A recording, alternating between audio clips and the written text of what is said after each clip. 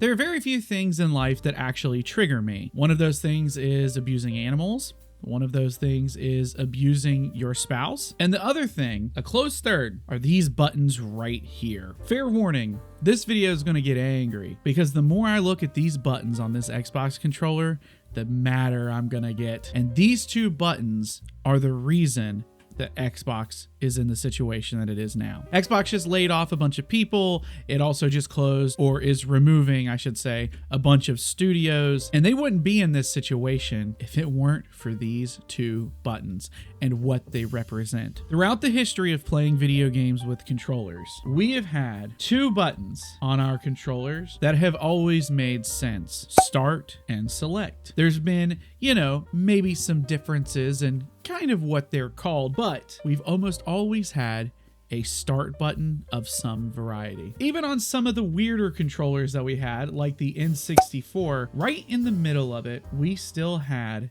a start button, even if we didn't have a select. Even the GameCube, which is one of the weirdest looking controllers I've ever seen, had a start button. The Dreamcast controller had a start button. Hell, even the original Xbox Duke controller had a start button. We also had a white and black button. The white and black button, however, eventually got turned into bumpers on the 360 controller. That's why we now have LB and RB. White and black is gone for the bumpers, but start and back, even into the 360 era, it remained. And start and back are very simple to understand. Even start and select is very easy to understand. In fact, you can change select or back to be whatever you want, as long as start stays the same, because start is understandable. It has been a staple of video game controllers for a very, very long time. But in 2013, when the Xbox One was announced, so too was the Xbox One controller,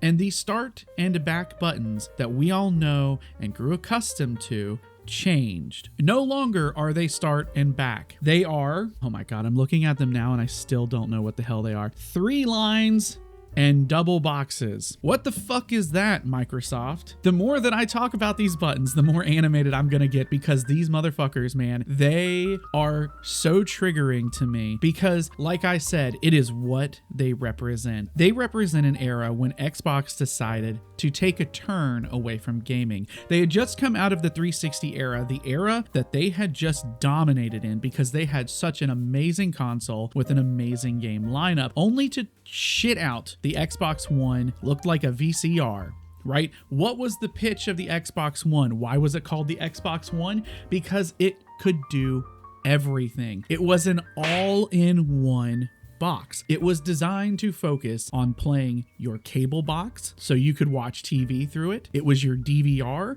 It was your DVD Blu-ray player. It was your gaming console. It played CDs. It had a Kinect, so it had motion tracking, and you could play motion tracking games. It had an onboard microphone so you could talk to it and tell it to turn on and off. Right, so you can either raise your hand over this here button to start the game or say Xbox.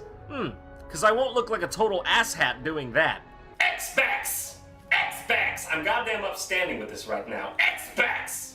It was meant to be everything. Microsoft and Xbox were trying to make the Xbox One everything, whereas the inverse of it now is that everything is an Xbox. In the 13 years since they have launched that console, they have learned nothing. Now, why do I rant about the buttons? Well, because in 2013, and it seems like a lot of people either don't know about this stuff or immediately forgot about it because the internet has the collective memory of a goldfish, despite the fact that we have all of the information we could ever need at the tips of our fingers. Xbox decided that gaming should be below everything else. You see, the Xbox One as an all-in-one box could have been really cool if gaming were first and foremost and front and center. However, it wasn't, because everything else took precedence over it. And on top of that, they put in some of the most egregious DRM I have ever seen a company do. We've been talking about physical discs going away. You should look back at the DRM that the Xbox One originally had,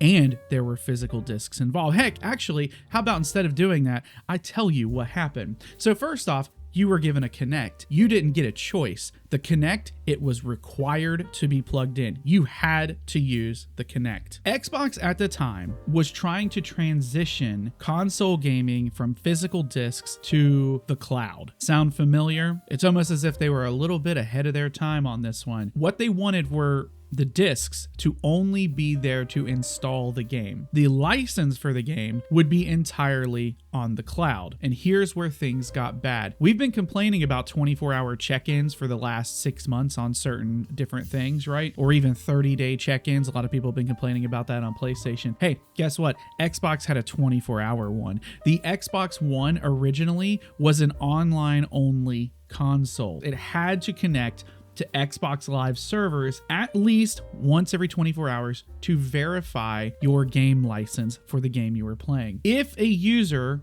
logged into their profile on a friend's console to play their own games, that console that they were logged into required an internet check-in every 60 minutes. And then if you were offline for 24 hours and you didn't have an internet connection or something, the console would lock down any gaming functionality. So offline gaming was not a thing that you could do. You could watch TV, you could still browse menus and play movies, you could not play video games. Every disc also required a full installation to the internal hard drive. They had removed any sort of disc playing of any sort, and there are issues with discs in terms of the medium itself, but this isn't the problem. The problem is DRM. It is not the fact that you have or do not have discs. The problem is the DRM. If you own the game, you should be able to play that game online or offline and should not be required to be online to do it. So once you put that disc in and it installed, it had a unique license key and it was permanently tied to your Xbox Live account. After you installed the game, the disc basically was inert, it was unusable, and it was basically just a backup copy of your game. And since everything was tied to the cloud,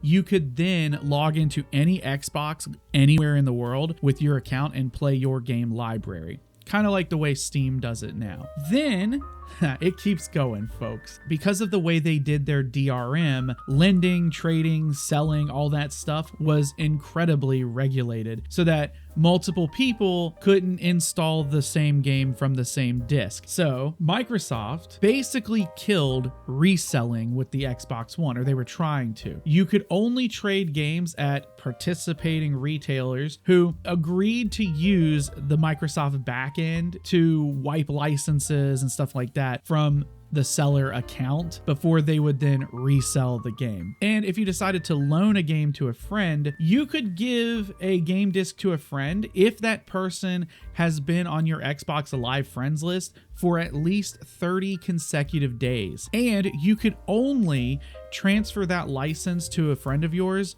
one time. You could only do this one time. So once a friend got the game, you could never trade it or give it to anybody else. Now, there was a family sharing plan. So if you had a family shared plan, you could have up to 10 people in your family plan who would be able to play your games. However, only one person could play a game at a time on their console. So let's say you had a multiplayer, let's say a fighting game. I think Killer Instinct came out at the time. If I was on an Xbox and you were on an Xbox and we were both in the same family, even though we are on two different Xboxes, we cannot play Killer Instinct at the same time because one of the other people is using it. This is on top of the whole Xbox Kinect being online the entire time and stuff like that. There's even an Angry Joe video. It is classic. I have the clip where he is talking to Major Nelson about these changes. They had an interview and they're talking about DRM, and I'll just let you guys see the clip. Use a mobile. You could tether to your phone. So there's a lot of different options. We've talked about you guys also have the option to disable. I know it's very simple to disable the 24-hour check-in and the one. Do you? Are you on the development team? No, I'm not. Okay, on the so I development think that's a little bold of you to say it's simple. Well, I'm pretty sure that you guys you're building the infrastructure. Okay, they did say that it's you leave it up to the publishers. Let's use, for example, The Witcher, CD Projekt Red, who's not really into DRM, right? can they choose, for example, to say, well, we don't want any DRM on our games. You can do used games. You can give your games to your friends unlimited amount, not just once. Or will you guys impose the restriction of only lending that game once? We want to do what developers and publishers want to do, and if that's something they're interested in doing, then we'll certainly work with them to make sure that they get success. Okay, that's wonderful. That's a step in the right direction. So if a publisher says, we don't want to do any DRM. We're actually really happy about where we're going with Xbox One, because you have to think of it this way. Xbox One is the future. So Major Nelson got super pissed off at that question, and I think it's because they know that none of the things that they were doing were good for the player. So what happened? Well, there was such massive backlash to this that Xbox had to reverse what they were doing, and they eventually did. But here's the other problem with Xbox. It has been 13 years since this happened. Things changed. Things got better due to backlash. But since then, they have still ignored the biggest thing that draws people to their console: games. And one of the biggest problems that people have complained about since 2013 is, where are the games? Where are the games? If I can buy games that are third party, why would I buy them on an Xbox? I'll play them on PC. I'll play them on PlayStation. They're better systems. Why would I ever play games on Xbox? Game Pass was the answer to that. And because they didn't have any real first party games that were system sellers or worth going in on with Xbox, they sold a subscription model. And the strategy for the past decade was to acquire studios and build up a studio portfolio to build up Game Pass. And also, hopefully, those studios would produce games for Xbox, games that people would want to buy. That was the strategy for the last 10 years. And guess what? It didn't work. Why? Because those 4 studios, and the 5th one that's in talks right now, that released games either have released only 1 or 2 games under the Xbox name, and all of them have released games that have not done very well, with the exception of State of Decay 2, but that was released in 2018.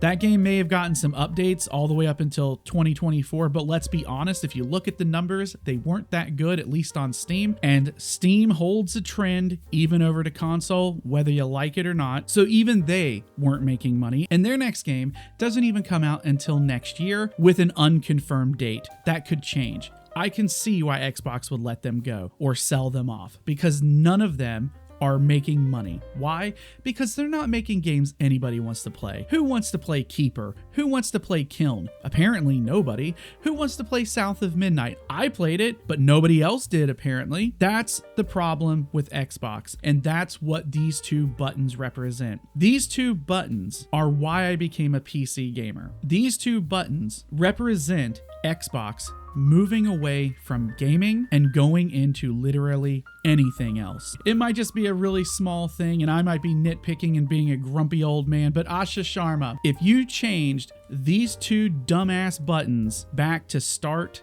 and back, I will sing your praises from the rooftops. I've been using Xbox controllers for decades. And in fact, these 2 dumbass buttons that are on the controller now have been on the Xbox controllers longer than the entire lifetime of the Xbox and the Xbox 360. And for the past 13 years of me using Xbox controllers, I still couldn't tell you what these buttons are called. That's not true. I actually had to look it up. The one on the right is menu, and the one on the left is view. View me not buying an Xbox. It's about games. It should represent that. Yes. Is it a stupid rant about 2 buttons? It absolutely is, but it represents so much more. Even Sony's controllers have moved away from start and select. They have options and share, and I think that that's just as stupid. Either way, I'll see you guys next time.